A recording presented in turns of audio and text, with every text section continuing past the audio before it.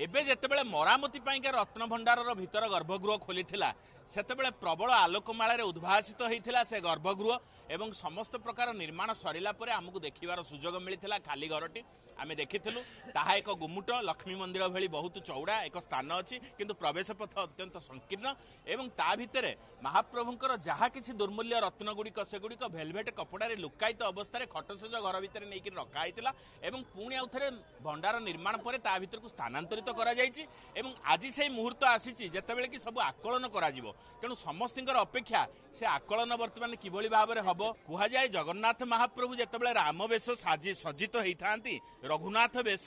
से रघुनाथ वेश को प्रदर्शन करा जायथिला सोलरे निर्माण करिकरी भुवनेश्वर निकट अतीत महाप्रभुଙ୍କ सहित जेते पारिषद वर्ग नल नील जांभव सुग्रीव एमाने मध्य दंडायमान होइथांती सेमाने हीरा नीलार मूर्ति एवं महाप्रभु श्री जगन्नाथ जो कोदंड धनु को धारण करिथांती ताहा मध्य अनेक हीरा नीलार खचित अपूर्व धनु सबुगुड़िक से अचल भंडार भितर रही जीव कुआड़े